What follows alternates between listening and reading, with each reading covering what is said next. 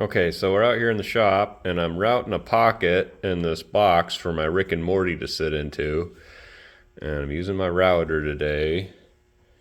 And I'll show you, this thing has a hole right there, and the exhaust blows through that, and it keeps the chips clear all the time. So when you're routing, you always have a clear view of your line and where you need to be. Right there.